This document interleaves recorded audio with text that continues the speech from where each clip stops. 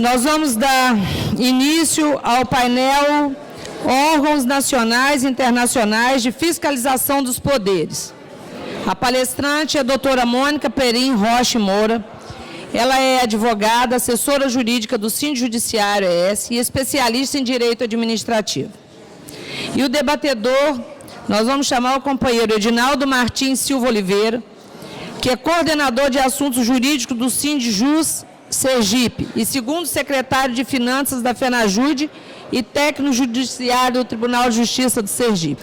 Bom, gente, acho que todo mundo me conhece. Como diz Ada, eu sou figurinha carimbada. Eu vou vir para cá porque eu sou neta de italiano e gosto de falar com os braços.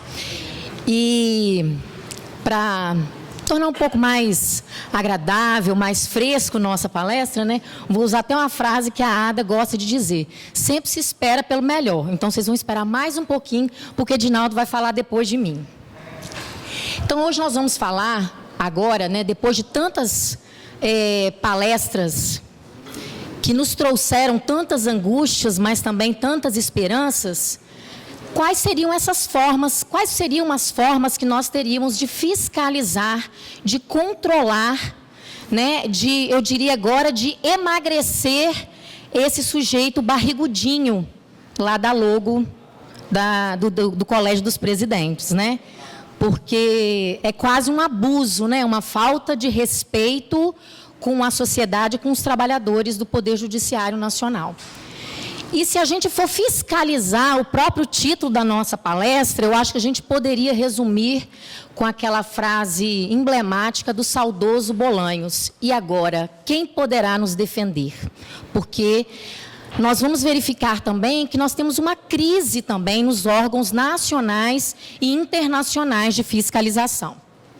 Então, para a gente começar com o conceito puramente mesmo, né? Então, assim, para explicar, minha palestra vai ser bem técnica, né? Eu não sou especialista em direito internacional, né? Que seria um dos principais motes da nossa fala.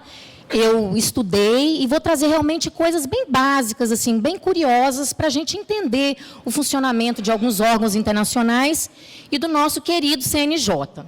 E o Edinaldo vai fazer um discurso mais político. Então, o fiscalizar, né, tem um conceito de examinar, de vigiar, de censurar, de exercer o ofício de fiscal. Então, o que nós teríamos como sinônimo? Inspecionar, revistar e vistoriar. Partindo desse conceito, a gente pode chegar à conclusão de que nós, cidadãos, em primeiro lugar, e depois, como trabalhadores, somos os principais fiscais. Se nós não exercermos o nosso direito básico do trabalho, de jornada, dos direitos mínimos, ninguém vai fazer por nós. Então, nós mesmos, diariamente, temos que fazer esse controle. Porque, infelizmente, mergulhados neste mar de processos, né, apertados em serventias minúsculas, com móveis cedidos, doados pela segunda instância, após reformarem seus gabinetes e repartições, né, a gente fica um pouco atônito, um pouco desacreditado, até da nossa capacidade de trabalho. Porque, infelizmente, o excesso de trabalho nos faz isso. Ele traz uma impotência para o trabalhador. Daí porque esse avanço, né, dos órgãos institucionais, dos poderes em relação a todos os trabalhadores, ele tem uma consequência muito nefasta, porque ele mina a própria autoestima do trabalhador. Então, para a gente discutir fiscalização de órgãos nacionais, a gente teria um problema. E qual seria esse problema? A própria independência dos poderes. Então, nós teríamos um limite nessa atuação nossa como fiscal, né? Seja como cidadão, seja como trabalhador, seja dos próprios órgãos de fiscalização. Não é isso mesmo. E então, o que nós poderíamos citar como alguns órgãos, né, fiscalizadores institucionais? O Ministério Público, estadual e federal, porque aqui nós estamos falando de órgãos nacionais, estamos falando dos poderes, e não especificamente só do Poder Judiciário, que o Edinaldo vai abranger melhor isso, vou puxar o gancho no final com o CNJ. Então, nós teríamos o Ministério Público Estadual e Federal fiscalizando todos os poderes, os tribunais de contas, municipal, estadual e federal, o CNJ, o Ministério Público do Trabalho, as delegacias regionais do trabalho. E, como eu disse, nós temos também um meio de fiscalização popular, que é o próprio cidadão, que ele exerce por meio até de denúncias a esses órgãos, como também e principalmente pelo voto. Em âmbito nacional, a fiscalização dos países, ela esbarra na questão da soberania, né? Então, assim, os estados membros dos órgãos internacionais de controle, de fiscalização, ele só pode ser compelido àquilo que ele aderir. Então, a própria soberania dos estados, ela esbarra, ela acaba se convertendo como um obstáculo, porque ao Estado só vai ser imputado aquilo que ele aceitar, aquilo que ele aderir. Então, ele é soberano. Somente a sua vontade estatal é que vai submetê-lo às regras de direito internacional, ou como também é conhecido, o direito das gentes. Aí nós teríamos, né, partindo do princípio de que nós estamos fiscalizando todos os poderes, nós teríamos a ONU e as suas agências, a OEA, a Convenção Interamericana, Pacto São José de Costa Rica. A ONU foi criada em 1945, né, após o impacto aterrorizante que teve a Primeira e a Segunda Guerra Mundial, né, e foi criada com o objetivo de garantir a paz no mundo através do bom relacionamento entre os países. Eu diria até que foi um passo para a questão da globalização, né, e aí com todos os seus aspectos, né, na teoria do duplo efeito de São Tomás de Aquino, né. Às vezes, uma mesma ação pode gerar efeitos positivos ou efeitos negativos. Sua finalidade é promover a cooperação internacional entre as nações, a segurança internacional, promover o desenvolvimento econômico e o progresso social, fazer respeitar os direitos humanos, realizar e defender a paz mundial. E aí nós teríamos alguns órgãos, né, que compõem a ONU. A Assembleia Geral, o Conselho de Segurança, o Conselho Econômico, o Conselho de Tutela, a Corte Internacional de Justiça, que é conhecido como Tribunal de Haia, e o Secretariado. Eu enumerei aqui um dos principais, assim, os principais organismos, ou chamadas agências ou programas da ONU, porque se alguém sabia, eu não sabia, por exemplo, como foi falado aqui, o FMI é um dos programas e agências da ONU. Então, assim, é uma questão que a gente vai discutir logo mais à frente, das críticas em relação aos nossos órgãos fiscalizatórios. Então, quem faz parte de um dos programas da ONU? O próprio FMI, a OMS, a Unesco, a FAO, a OIT, OMC, né, que é a Organização Mundial do Comércio. O BIRD também é uma das agências ou programas da ONU. Então, com essa enumeração desses órgãos, o que a gente pode dizer desse órgão tão importante, né, que foi criado com uma importância tão grande para a humanidade, né? Ela é antidemocrática porque somente 5 membros dos 195 países que compõem, podem vetar toda e qualquer resolução da ONU, né, que seria China, Rússia, Estados Unidos, Reino Unido e França. Não necessariamente nessa ordem aí, né? Eles têm poder de veto sobre as resoluções e, por óbvio, quando algum tema afeta econômica, até os interesses bélicos desses países, eles vão vetar. Então, assim, a ONU acaba tendo a sua atuação vinculada a interesses de um grupo muito pequeno, né, grupo esse voltado para as suas próprias questões bélicas e econômicas. Ela é impotente até pela própria razão dela ser antidemocrática, porque com o veto desses países ela não consegue atingir seus objetivos e garantir a segurança nacional e a paz mundial, né, que seria um objetivo muito filosófico para a gente discutir aqui, né, para a própria ONU, inclusive, e ela é inoperante, porque ela não consegue fazer com que seus Estados-membros cumpram as suas próprias resoluções, né?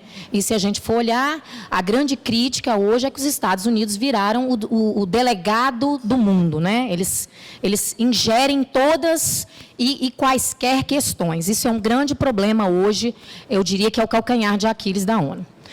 Então, a OIT, Ela foi criada até antes da ONU, mas ela hoje ela é tratada como uma agência e um programa da ONU, né? E ela tem por missão promover oportunidades para que homens e mulheres possam ter acesso a um trabalho decente. A gente destacou o trabalho decente porque realmente esse é, digamos assim, o slogan da OIT.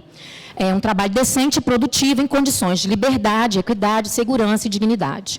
E aí o trabalho vergente ele estaria convergindo para 4 objetivos principais, que é a liberdade sindical e o reconhecimento efetivo do direito de negociação coletiva, a eliminação de todas as formas de trabalho forçado, a abolição efetiva do trabalho infantil e a eliminação de todas as formas de discriminação em matéria de emprego e ocupação, a promoção do emprego produtivo e qualidade, a extensão da proteção social e o fortalecimento do diálogo social. Ela foi criada em 1919, então bem antes da ONU, que foi criada em 1945, logo após o fim da Primeira Guerra Mundial. É uma das agências, é a única, na verdade, agências das Nações Unidas que tem o sistema tripartite. Então, os seus membros com direito a voto nos determinados órgãos da OIT são formados por membros de governo, de empregadores e de empregados. Essa é, inclusive, uma dos pontos positivos da OIT, em que se permite dar voz não só aos governos e aos seus interesses industriais, que não tenham dúvida que é isso que eles levam para as assembleias da OIT, mas também das organizações dos trabalhadores e dos empregadores. Então, ela é responsável pela formulação de convenções e recomendações. A OIT fala com os seus países, fala para o mundo através de convenções e recomendações, né? A Declaração da Filadélfia é a Constituição da OIT, e ela antecipou em 4 meses a adoção da Carta das Nações Unidas. Como eu falei, a OIT ela precedeu a ONU, mas foi incorporada a essa organização. E um dos principais pontos também da OIT que eu pude estudar, que eu pude verificar e também observei como um ponto positivo, foram 2 lemas, né? Trabalho decente e justiça social. Então, a gente verifica que esse princípio da paz mundial, que é estabelecido como um dos principais objetivos da ONU, e aí ela arrasta esse objetivo para todos os seus órgãos, e aí a gente vai encontrar na Constituição do FMI, do BIRD, da OMC, de todas essas agências da ONU, os seus objetivos ligados também. Porque a paz ela não é só a ausência de guerra, ela também é aquela questão de conflito entre as classes, a ausência de condições mínimas de dignidade dentro de todos esses aspectos, seja dentro do comércio, seja dentro da questão da agricultura, que hoje a FAO é muito falada, né? Então, a ONU reafirmava desde da sua concepção que o princípio de que a paz permanente ela só pode estar baseada na justiça social e estabelecida em 4 ideias fundamentais: que o trabalho deve ser fonte de dignidade, que o trabalho não é mercadoria, que a pobreza em qualquer lugar é uma ameaça à prosperidade de todos e que todos os seres humanos têm o direito de perseguir o seu bem-estar material em condições de liberdade, dignidade, segurança econômica e igualdade de oportunidades. E aí também foi reformulado, né, com a Declaração de Direitos e Princípios Fundamentais no Trabalho, também a OIT reforçou o respeito à liberdade sindical e de associação, o reconhecimento efetivo do direito de negociação coletiva, a eliminação de todas as formas de trabalho forçado, aquilo que a gente já falou no início. A OIT, então, tem 185 países membros, incluindo o Brasil. O Conselho de Administração faz parte da estrutura da OIT. Ele tem a função de um órgão executivo e administrador, e ele conta atualmente com 56 países membros. Dentre eles são representantes de empregadores, 14, representantes de empregados, 14, e de governo, 28. Curiosamente, desses representantes de governo, a gente verifica o capital invadindo sobre o trabalho. Porque, dentre dessas 28 vagas, 18 são eleitas para um mandato de 3 anos. As outras 10 são vagas permanentes e elas são retiradas dos maiores países com prosperidade industrial. E eu não sei se eu vou conseguir lembrar de todos: Alemanha, Estados Unidos, Rússia, Índia, Japão, China, Brasil, Alemanha, eu já falei, França, Itália e Reino Unido.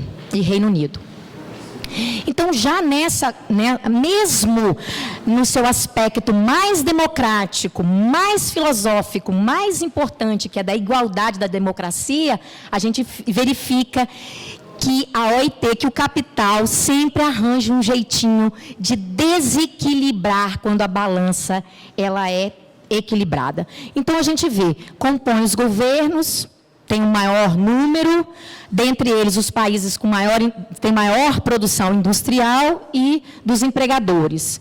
Essa dupla junto não tem como sair coisas boas para o trabalhador. E aí, para vocês terem um exemplo, o direito de greve ainda está sendo questionado na OIT. Quem acompanhou e pode verificar na internet, recentemente, tem debates ferrenhos em relação ao direito de greve na OIT, né? Aí tem a repartição internacional do trabalho, a conferência ou a Assembleia Geral. Vamos tratar das convenções e recomendações. As convenções são as regras gerais, que eu diria que são as leis que devem ser respeitadas pelos países, se eles ratificarem essas convenções nos seus respectivos territórios. Então, como que é feita a convenção? Uma matéria, greve, ela é tratada no colegiado, é votada. Foi aprovada e deve ser aprovada por 2/3 dos presentes. Foi aprovada. Beleza. Ela tem aplicabilidade imediata para os seus 185 membros? Não. Se não houver a ratificação dessa convenção nos seus respectivos países, de acordo com suas respectivas convenções, no nosso país ela precisa ser ratificada e ela passa a ter força de lei federal, que é o chamado Tratado de Lei.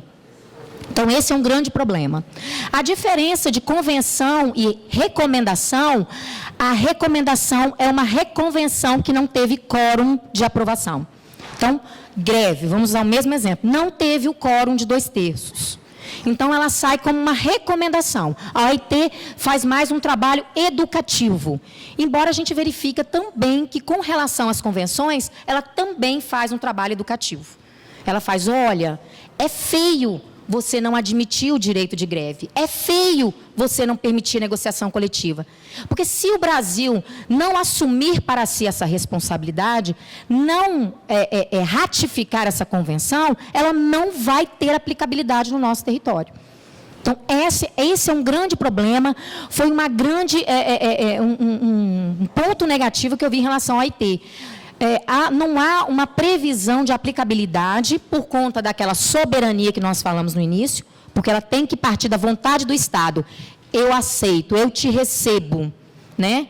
E aí, o que o Estado pode, como muitos países fazem, para não ficarem mal na fita? Eles fazem programas educativos, né? Fazem algumas leis. Para nós, por exemplo, hoje, falta para o serviço público uma lei que regulamente o direito de greve. Se, por exemplo, o Brasil ratificar a Resolução 51 da OIT, que trata disso, que vem sendo discutida aí amplamente, se arrastando, ela seria um grande passo para a gente poder regulamentar. Embora para nós hoje é utilizado a lei do trabalhador privado, mas a gente já viu aí em outros aspectos que ela não resolve completamente o nosso problema. Então, nós já falamos aqui. Eu separei 2 convenções que eu achei muito interessantes, principalmente para o momento em que os trabalhadores do judiciário capixaba estão vivenciando e o sindicato que deu um passo de contratar um técnico de segurança do trabalho para fazer vistorias nas comarcas. É a Convenção 155 e o direito de recusa ao trabalho. A Resolução 155 diz o seguinte: o trabalhador que verificar em seu local de trabalho condições de risco à sua vida, ele denunciará ao seu superior hierárquico e até que ele supra sane, retire aqueles riscos, ele pode se recusar ao trabalho. E nós temos, aqui no nosso país, duas normas. A norma 9, que é regulamentadora, né, que ela é aplicável ao trabalhador privado, né, o vinculado à CLT, que diz, basicamente, replica o texto da Convenção 55, e a norma reguladora 3, que diz o que é grave e iminente risco de trabalho, né, o risco de vida para que você possa exercer o direito de recusa ao trabalho. Então, nós temos o exemplo, por exemplo, da comarca de Bom Jesus do Norte, em que o fórum está, eu diria que, construído sob uma bomba relógio, né? Porque lá funciona sob uma caldeira, né, de sal amoníaco, né, ADA, que dizem que é insuportável trabalhar. O Corpo de Bombeiros já interditou, o técnico do trabalho diz que realmente é um risco grave de uma tragédia, né? E só tem uma saída. É uma saída. Eu fiquei pensando se eu digo de emergência ou não. É a única saída. Né? É a única saída.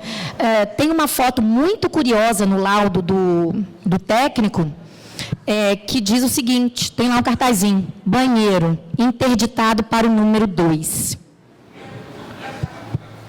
Então, assim, é muito fácil para a sociedade ver os fóruns com grandes colunas, construções bonitas. Mas é difícil enxergar essa realidade de móveis sucateados, doados ou, diria, desprezados pela segunda instância para a primeira instância. Em todas as 10 ou 12 comarcas vistoriadas, todos os extintores estavam vencidos. A fiação era tal qual essa daqui. Gambiarras e gambiarras. Banheiros interditados ou servindo de depósito de arma. Falta de acessibilidade para idosos e portadores de necessidades especiais. Piolhos, traças, pulgas, baratas, ratos. Eu acho que está na hora da gente começar a pensar em nos recusarmos a trabalhar. Mas não adianta o sindicato, não adianta o Ministério do Trabalho se a gente não quiser exercer o nosso direito. Nós precisamos, primeiro, ser fiscais de nós mesmos, pois, do contrário, ninguém poderá nos defender, nem o Chapolin Colorado. E é um 51 que fala da liberdade sindical. Esse é um dos pontos importantes da OIT, que ela prega, ela repisa em várias de suas convenções, que é realmente a liberdade sindical. Em países, né, com regimes totalmente antidemocráticos, eu diria até que nem se pode usar essa palavra, a liberdade sindical, a ONU, ela bate muito em cima, porque isso, sem liberdade sindical, sem atuação, sem luta, a gente não consegue um trabalho decente, a gente não consegue que o trabalhador se desvincule dessas condições mínimas, né, que a gente fala em trabalho infantil. Hoje o Brasil, em relação à OIT, é trabalho escravo, que infelizmente nosso Estado é um dos focos dessa epidemia, dessa praga mundial. Então, no Brasil, hoje, a OIT trabalha mais com a questão do trabalho infantil e do trabalho escravo. É lamentável, né? Porque são questões básicas. Enquanto a gente estiver discutindo essas questões básicas, será que a OIT vai voltar o seu olhar para os trabalhadores do judiciário, para esses fóruns? Então, quando a gente fala em completa ausência de condições de trabalho, é difícil você falar de um local de trabalho pouco decente, pouco indigno, né? Essa é uma reflexão que a gente tem que fazer. E aí aquela questão da própria reconhecimento, né? O Brasil, ele reconhece várias convenções, não é dos mais mal educados, dos membros da OIT, né? Mas, infelizmente, ele trabalha mais com programas educativos do que na prática. Porque, infelizmente, pela pesquisa que eu fiz, a maioria das denúncias de sindicatos, centrais de sindicatos hoje no país, é em relação à Justiça e ao Ministério Público do Trabalho. em relação à denúncia de falta de aplicabilidade das leis locais, que dirá as internacionais. Então, são denúncias de prática antissindical da própria Justiça do Trabalho, do próprio Ministério Público do Trabalho. E eu vou repetir de novo. E agora, quem poderá nos socorrer? E aí a gente volta para a nossa realidade, o CNJ. Né? Foi criado em 2004, na reforma do Judiciário. Basicamente, ele não tem aquele efeito fiscalizador que a gente gostaria, que todo mundo acreditou. Eu estou no sindicato desde 2002 e eu me recordo perfeitamente da euforia, embora com todas as críticas, com o pé no chão, que o servidor teve em relação ao CNJ. Né? E foi lamentável a gente ver dia após dia aquele sonho de um controle verdadeiro, de uma fiscalização, ele se desmoronar. Né? E a competência está aí, as suas atribuições, então, é de planejamento estratégico, e nisso eles são bons pra caramba. Gestão administrativa do tribunal, eles são 10. De controle disciplinar e correcional das atividades dos magistrados, melhoraram, avançou, mas eu daria um 5, sem louvor. Né? Aí nós temos a composição, que não vou me deter nisso não, porque eu acho que o Edinaldo tem coisas muito mais importantes para a gente trazer, os deveres. Aí a gente tem os procedimentos, né? E o que a gente não pode esquecer, o CNJ não é órgão de controle de decisão judicial. Infelizmente, a gente chega, muitos servidores no sindicato, doutora, meu processo administrativo foi indeferido, eu quero me socorrer do CNJ. Ele não faz esse trabalho. Ele não faz esse controle sobre as decisões administrativas, salvo se elas forem contra a Constituição Federal. Então, assim, a minha última perguntinha ali, a minha última reflexão, até para levantar a bola para Edinaldo cortar com muita força. A minha pergunta é, o CNJ não é o judiciário legislando em causa própria? Vide esse reajuste que o Israel levantou, eu na hora logo pensei nessa pergunta, né? Como dar um aumento dessa monta sem impacto orçamentário, sem lei, sem nada? Nem o grilo consegue, né? Porque o silêncio é esclarecedor. Então, assim, é muito difícil a gente pensar em órgãos realmente de fiscalização, quando a gente vê as limitações que a OIT tem, e aí como é que a OIT, de fato, pode fazer alguma coisa? O país descumpre a convenção, ele é denunciado, ele primeiro é advertido internamente, sem que ninguém saiba. Se ele é reincidente, ele faz uma advertência pública. E a sanção dela está puramente nesse campo moral. Quando há uma infração muito grave, ela faz a denúncia à ONU. E só ela, a ONU, com seus 5 países, podendo vetar tudo, que nos poderá defender. Então, assim, é o que Alexandre falou, que Israel falou, que todos aqueles que nos precederam falaram aqui. Nós precisamos empunhar a nossa espada, a nossa vassoura, e varrer, limpar e lutar, porque nós é que seremos esses fiscais, nós é que faremos essas transformações. Não é para a gente nos desesperar, é para a gente refletir. Né? E a gente precisa realmente utilizar o Ministério Público do Trabalho nesses casos, porque nós estamos aguardando um aceno da administração. Se a administração do tribunal não fizer nada em relação a essas comarcas, a gente vai denunciar o Ministério Público do Trabalho. A gente vai expor. E a gente conta também com isso. E pelo menos nessa parte, o Ministério Público do Trabalho tem atuado em relação a essa questão dos locais de trabalho, da indignidade dos locais de trabalho. E a gente precisa expor que os trabalhadores do judiciário não sentam em cadeiras de couro, não utilizam computadores de última geração. O nome disso é magistrado.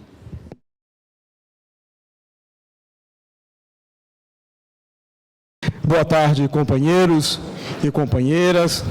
Como já foi anteriormente apresentado, meu nome é Edinaldo Martins, sou sergipano do interior do meu estado de Sergipe e tenho mais uma vez a honra de estar aqui no meio dos companheiros e companheiras capixabas que, assim como nós, sergipanos, vivenciamos os dilemas e as contradições de um poder que tem como norte e premissa da justiça efetiva, aplicando de fato o direito na sua essência, a gente vive as mazelas e as profundas contradições de um poder que cada vez mais torna-se hermético, fechado a qualquer tipo de discussão, de diálogo, não só com seus trabalhadores, mas principalmente com a população de nosso país, dos nossos municípios, dos mais simples rincões deste tão imenso e continental país. E este grande debate sobre fiscalização, que foi muito bem abordado de forma técnica pela nossa companheira, advogada aqui, Mônica Moura, do Centro Judiciário do Espírito Santo, que sempre nos prestigia na federação, nos coletivos jurídicos, que sempre traz os dilemas vivenciados na esfera jurídica e administrativa do Centro Judiciário aqui do Estado dos senhores e das senhoras, lá na federação, fez um esboço dos órgãos fiscalizadores. Fez um esboço daquilo que é extremamente vital e salutar, que o Estado, enquanto representação, possa também ter limites. Porque se o agente público, que ora exerce o poder, o mandatário de poder, assim como foi dito aqui ao longo das palestras, que o poder emana do povo, não tiver limites, nós estamos à margem e à beira de vivenciarmos processos totalitários. E é esse um dos grandes pilares da sustentação de um Estado democrático. É que você possa ter instrumentos de fiscalização. Mas eu vou além dos instrumentos de fiscalização, como foi muito bem aqui descritos pela nossa palestrante, que de forma memorável fez uma abordagem desses instrumentos. Que do ponto de vista dos instrumentos nacionais, do Estado Democrático do Estado brasileiro, ela apontou que nós temos o Ministério Público, em suas especificidades no ramo estadual e no ramo federal.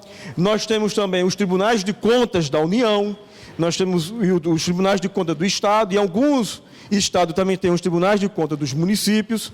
Nós temos também, como forma de controle dos limites, como a gente tem como tema central desse Congresso, a questão da LRF, nós temos a Secretaria do Tesouro Nacional Federal, que gerencia indiretamente também, dando as certidões negativas mobiliárias fiscais dos estados e dos municípios, e temos um grande instrumento, que é dito como é a Casa do Povo, mas é muito mais do ponto de vista do discurso político, filosófico, do que da prática e da efetividade do cotidiano, que são os parlamentos.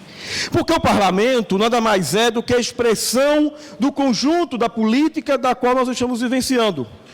E é por isso que muitas das vezes a gente vê as contradições profundas do parlamento, quando, muito bem ventilado em outros momentos neste Congresso, e agora oportunamente pela doutora Mônica, quando o parlamento, que tem a função essencial de fazer leis, ele abre mão disso e permite que o judiciário assim o proceda, de acordo com seus interesses e convicções.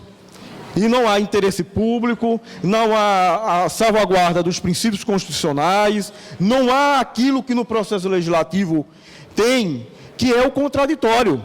Assim como há o contraditório no processo jurídico, no processo legislativo também há o contraditório. Quando as partes envolvidas num processo de uma lei podem se manifestar. Porque se uma dada lei cria impactos financeiros e pode indiretamente trazer consequências nefastas para o papel do exercício do Estado e nós, enquanto trabalhadores do judiciário, nós temos que ser ouvidos. Nós temos que nos posicionar.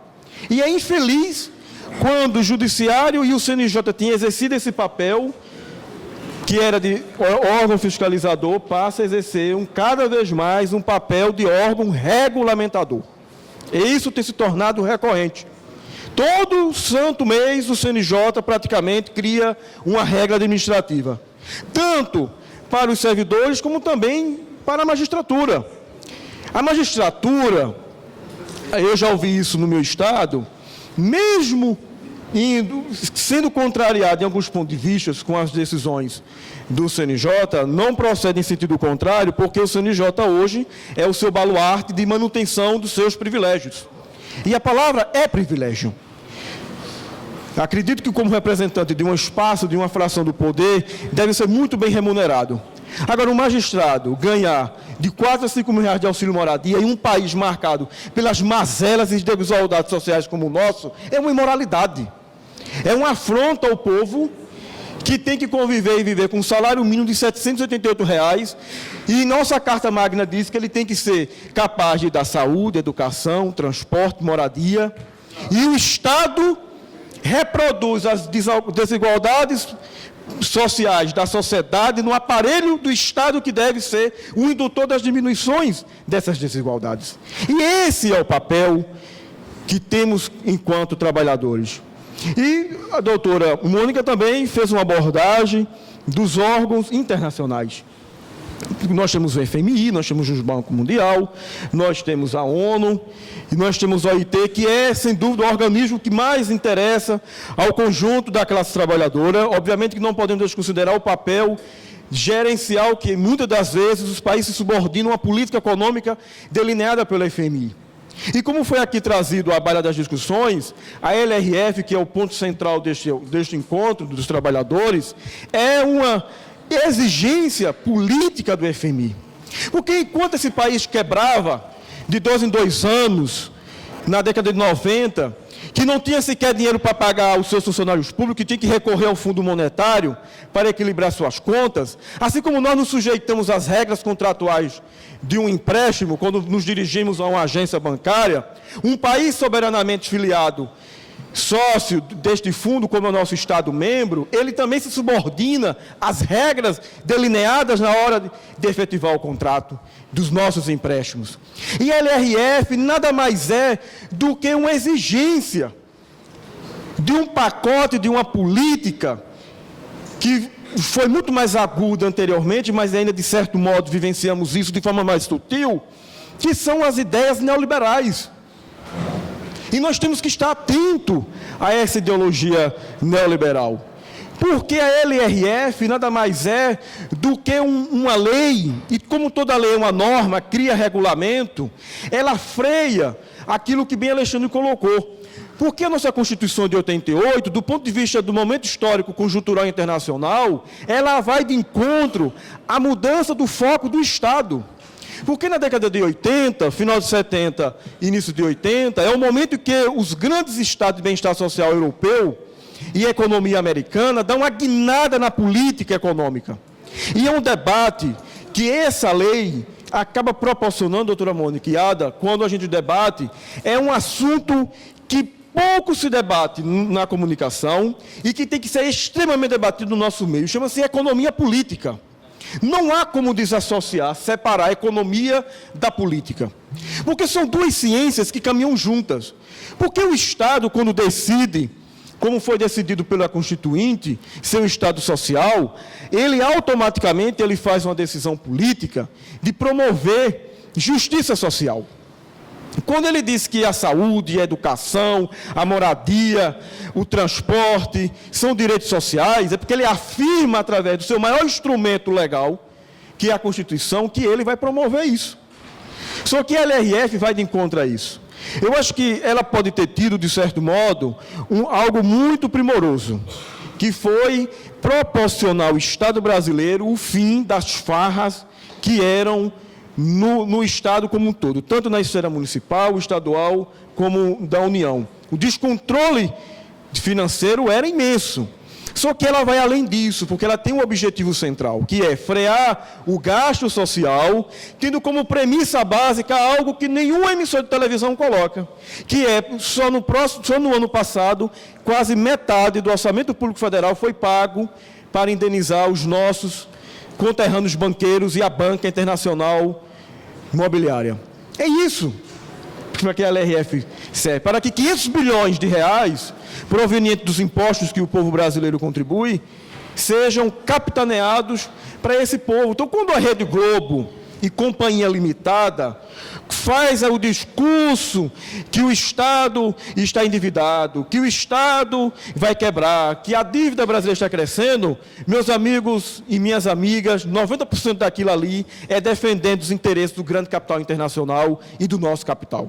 Conversava hoje com um companheiro de vocês, basta vocês pesquisarem quem são os maiores credores do país e verão. E esse é um grande debate que nós temos que fazer. Nós temos que mostrar para a sociedade que muitas das vezes a falta de saúde, de educação, e nós, quando não temos cadeiras, computadores, quando não temos condição de trabalho, é porque parte do Estado se desloca para atender os interesses desse capital financeiro. E aí é campanha de 2 em 2 anos, prometendo tudo que é Constituinte, tudo que a Constituição Federal de 88 diz, e não se faz. Por que não se faz? Porque não se tem condição de fazer, porque os contratos que esse país assinou, e até hoje nós não fizemos aquilo que as disposições transitórias da Constituição diz que deveríamos fazer, uma grande revisão da nossa dívida, de sentar e definir se é dívida de fato ou se nós estamos pagando aquilo que não é devido, mas não se faz. Porque são grandes interesses que estão envolvidos nessas questões. E o judiciário serve como um colchão para absorver todas as lutas e chancelar essas decisões políticas que são tomadas tanto pelo Congresso, através das medidas assinadas pela presidência. O judiciário tem esse papel.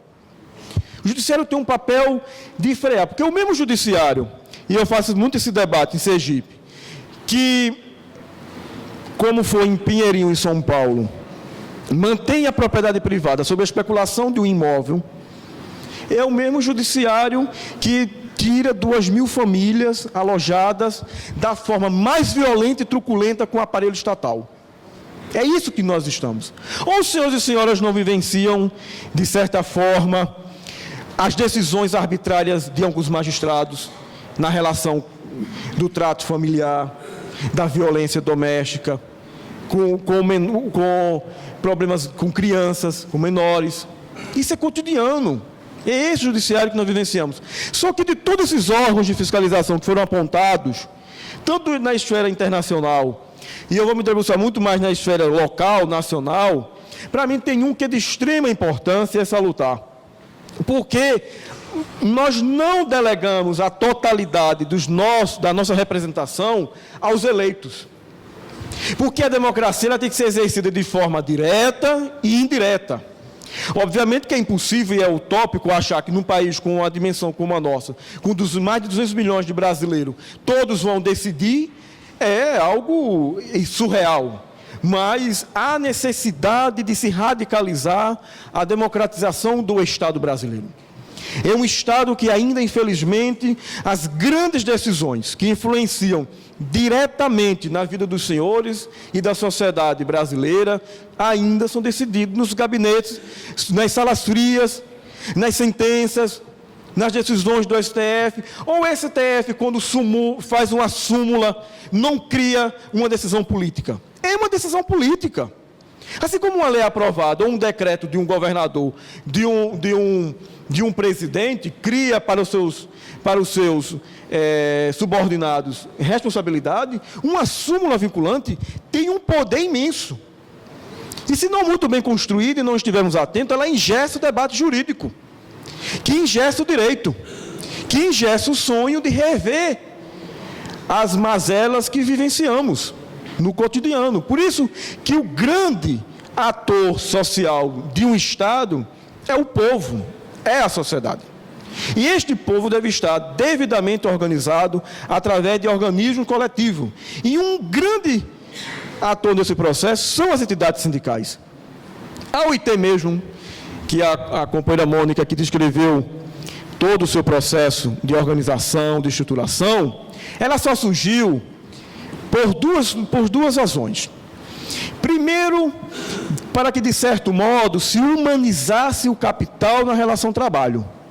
A relação capital-trabalho é uma relação de conflito, porque é uma relação de interesses, são interesses antagônicos. Nós vendemos nossa força de trabalho e, por sua vez, recebemos salário. E o capitalista, os donos do meio de produção, assim, do mesmo modo, nos onera e tem um lucro. Só que a maior parte da história da classe trabalhadora, nós não tínhamos leis nenhuma que disciplinava as condições de trabalho. Hoje nós discutimos aqui que é um absurdo, porque há estudos de organismos relacionados ao mundo do trabalho que aumentar a carga de hora de trabalho de 6 para 8 horas não resulta em aumento nenhum de produtividade. Nenhum. Mas o trabalhador já trabalhou 16 horas seguidas. Morriam sobre os teares, eram mutilados. E a organização coletiva que passou 100 anos para que possamos hoje sequer ter direito a estarmos aqui, porque não era permitido a organização coletiva nesse país no início do século XX, e tampouco no século XIX na Europa, foi fruto de muita luta, de muito suor. Por isso, como foi bem dito aqui, o direito, ele na verdade, ele é a efetividade da luta pela manutenção dele, porque não adianta ter o direito, norma técnica e jurídica, no papel, se você não lutar pela sua garantia. Então, temos que exercer cada vez mais esse papel de atores principais do processo político. Não só do ponto de vista da política do Estado, partidária, mas também do ponto de vista do nosso papel enquanto trabalhadores deste poder. E de não ter medo de expor as mazelas, as incoerências que vivenciamos no cotidiano. Porque nós só vamos, de certo modo, transpor os limites que a LRF nos impõe, se fizermos uma autocrítica e tivermos a capacidade de nos olharmos para o nosso interior e vermos que nós também temos problemas a serem corrigidos. Isso foi algo que nós vivenciamos bastante em Sergipe. Nós passamos 3 anos debatendo a necessidade de se reformular a estrutura do Poder Judiciário do Estado de Sergipe.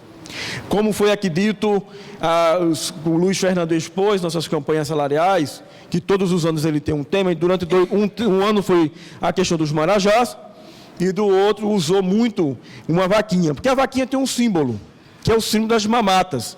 E o nosso tribunal, por incrível que pareça, paga para os cargos e comissões de natureza especial salários maiores do que o secretário de Estado, que ordenam despesa e que tem responsabilidade sobre a gestão pública. Então, nós temos colegas que, se somado o valor que é de hoje, de 17 mil, que é o maior cargo em comissão, tem salário quase de juiz. Então, se nós, enquanto trabalhadores, não tiver a coragem de mostrar, além dos problemas que nós enfrentamos com esse conjunto de penduricalhos que a magistratura a cada dia passa, quer mais, porque estão num sentimento voraz pelo dinheiro público, nós também temos que reconhecer que há, dentro da própria estrutura judiciária, questões que não são nem um pouco normais frente ao Estado. É injusto um trabalhador ganhar 17 mil reais, enquanto um colega meu, início de carreira, não ganha no máximo 3.500.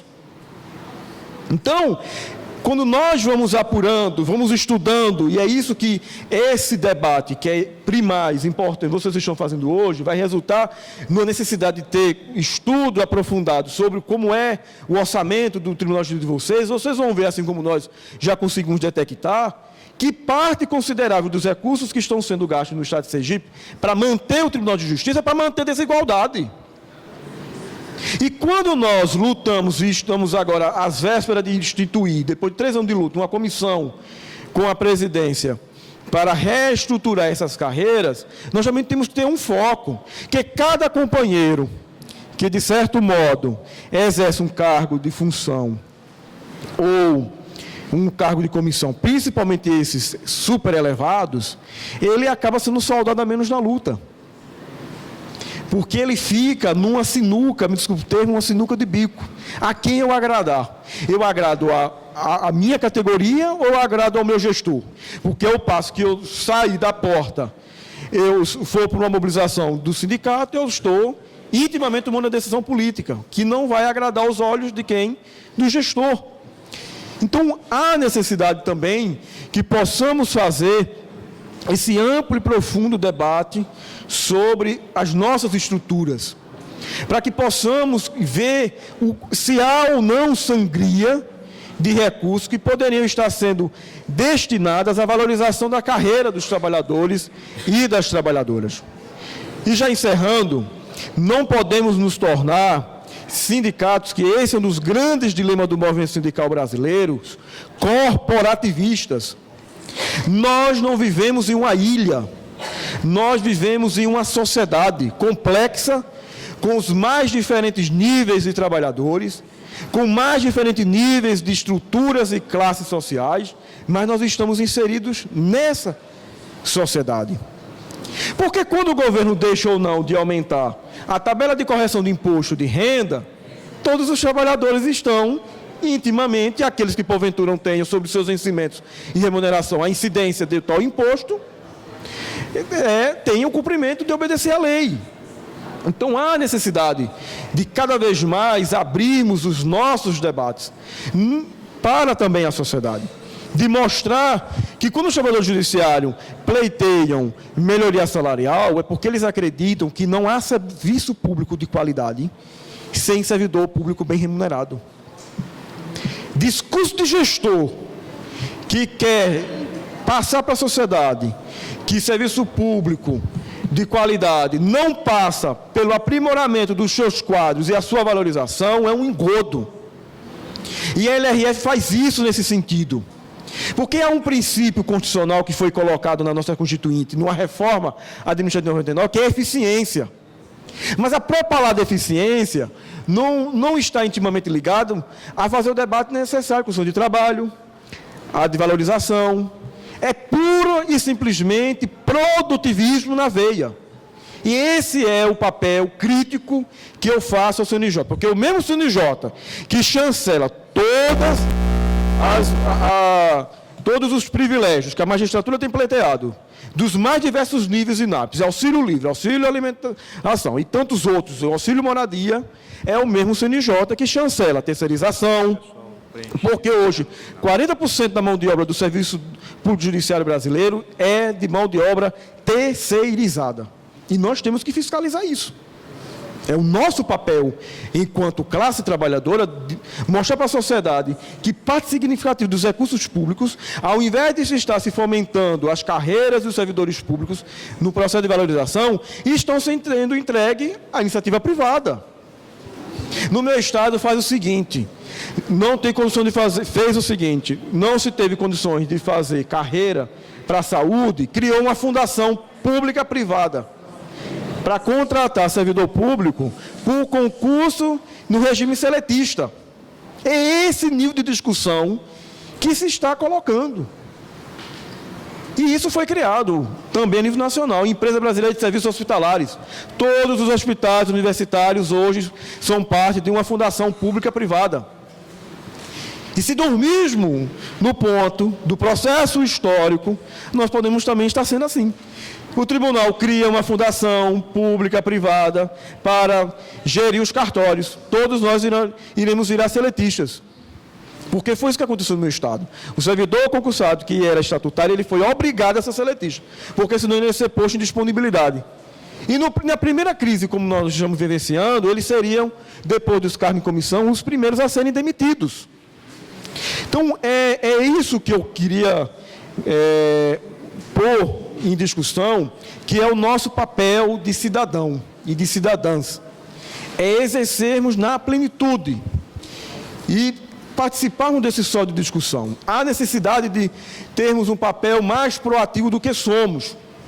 Por isso que a pergunta que o colega fez sobre a juventude, sobre o papel da mulher, olha que vocês têm uma primazia de ter uma direção que é conduzida por uma mulher. E é raríssimo ter sindicatos conduzidos por mulheres. Já é raríssimo ter dirigentes mulheres, e ainda conduzido é uma raridade, é elogiável isso. Eu, particularmente, acho algo elogiável, e como no Minas Gerais tem, porque há uma dificuldade também de ter mulheres nos espaços de poder. E o judiciário, 55% do judiciário é feminino.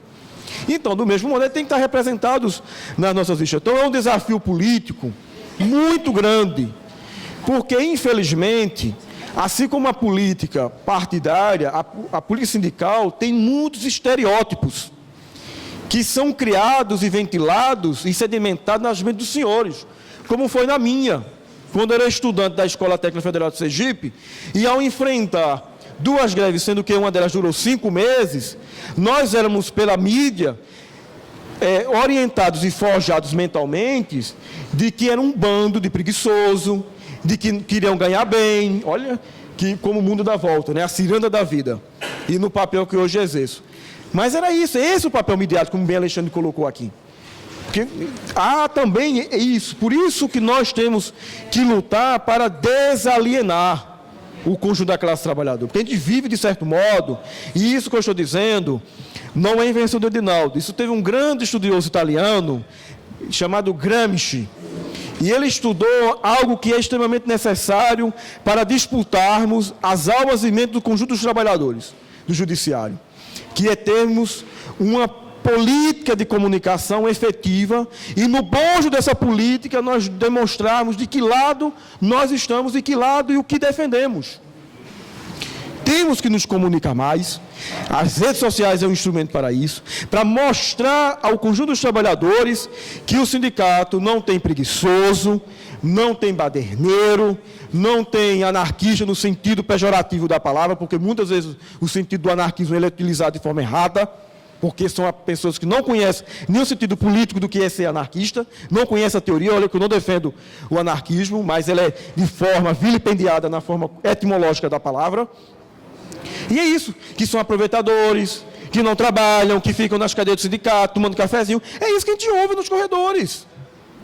E se nós não demonstrarmos para a categoria a importância que tem um sindicato, e eu sinto isso lá em Sergipe, porque eu sou diretor jurídico, muitas vezes um servidor que nunca foi na Assembleia, mas quando ele é processado administrativamente, que a crise psicológica entra na mente, que ele entra em crise, que há a possibilidade de perder o emprego, que ele recorre ao sindicato, aí ele vê a dimensão e a importância de ter uma entidade sindical que esteja de fato que esteja de fato em sintonia com os seus interesses. E é isso que os trabalhadores têm que conhecer, porque nós só vamos avançar do ponto de vista das nossas bandeiras históricas, de valorização do consumo de trabalho e tantas outras pautas necessárias, se estivermos devidamente e coletivamente organizados por meio de nossas entidades sindicais, que tem um papel primordial na fiscalização do que o agente faz, porque o presidente do tribunal é um gestor, e o sindicato tem a capacidade de intervir, não só internamente, mas na sociedade. E esse debate que nós podemos fazer é cada vez mais dialogar com o povo, sem medo de nenhum tipo de revanchismo, de nenhum tipo de crítica, porque se não tivermos capacidade de ouvir a crítica, não temos capacidade de fazer política, de fazer debate, e de mostrar para a sociedade que servidor do judiciário não é magistrado, que servidor do judiciário não ganha 30 mil reais em média por mês. Não é essa a nossa realidade. E essa realidade só vai mudar quando a gente tiver a capacidade de fazer esse diálogo fraterno com os companheiros. De que os detentores de poder, que são os abastados, os apaniguados do poder. Nós não. Nós temos os mesmos dilemas, por incrível que pareça, da iniciativa privada.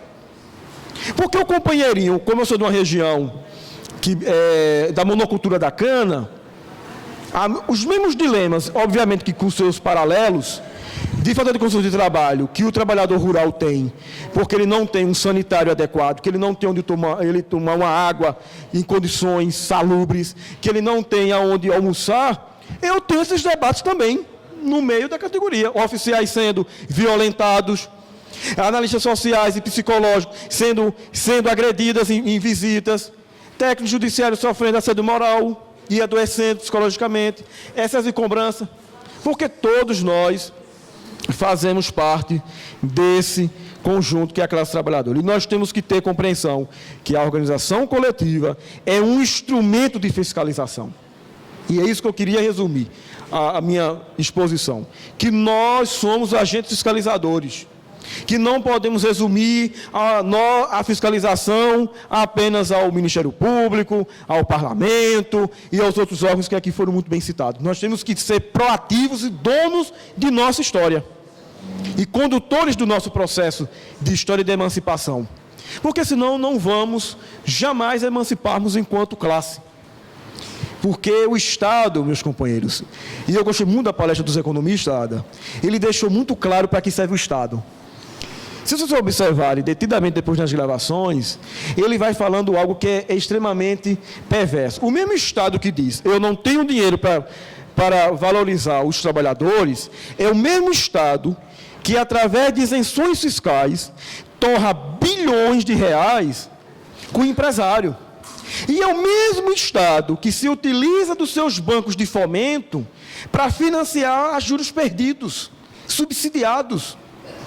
É o mesmo Estado.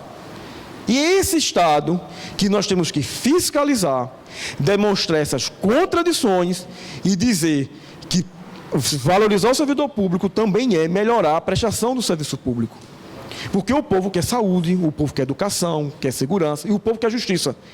Porque se tem um serviço público, de tantos que aqui já citei, que o povo mais reclama é da morosidade do judiciário. Só que essa morosidade que o CNJ tenta colocar na sociedade não é culpa dos seus trabalhadores, não. O debate é muito mais amplo. Mas o CNJ tem uma política de colocar, cingir sobre os nossos ombros essa responsabilidade. E essa responsabilidade não é só nossa, não. Essa responsabilidade é ampla, mas para isso precisamos debater. Precisamos ser fiscalizadores, para mostrar que o Estado tem faces. A face que penaliza o trabalhador é a mesma que é benevolente com os interesses do grande capital.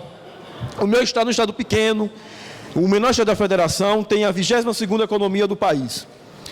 Só de forma proporcional, o que o meu Estado arrecada, no ano todo, a riqueza que o meu Estado todo produz, não dá o orçamento da capital de São Paulo. Mas o meu Estado, pequeno dessa forma, isenta 2 bilhões por ano em isenções fiscais. Imagine quantas moradias populares seriam feitas com isso, quantos hospitais seriam construídos, quantas escolas seriam reformuladas, quantos novos fóruns, quantos novos postos de trabalho não seriam feitos. Então é grande o debate. E tudo isso é chancelado pela conhecida, famigerada Lei de Responsabilidade Fiscal. Então vocês estão fazendo um grande debate. Vocês estão indo numa das espinhas dorsais desse Estado que tem lado e sabe muito bem privilegiar. E que não é o nosso, não tenham dúvida disso. Que vocês, para avançar nas lutas, passaram um mês de greve? 18 dias. Quase um mês de greve, para avançar. Pode não ter sido aquilo que vocês sonharam, mas já foi um avanço. Vejam o quanto é árduo se avançar nas bandeiras de luta. Mas o empresário, ele tem acesso, ele tem lobista, ele tem gabinete, tudo faz. Então, são essas coisas que nós temos que estar fiscalizando para dialogar com a parte mais interessante de tudo isso, que é a sociedade capixaba, no meu estado, que é a sociedade sergipana, e acima de tudo, que é a sociedade brasileira, porque sustenta esse Estado cheio de privilégios, em detrimento de uma justiça mais efetiva, de um poder judiciário mais democrático, mais transparente, porque não vai haver Estado, do ponto de vista realmente democrático, se ele não for transparente. Gestor que não tem capacidade de diálogo e de ser transparente nas negociações, ele não corresponde aos princípios e valores de um Estado democrático de direito. Agora, para isso tem um chá excelente e um remédio, é a luta e a organização dos trabalhadores.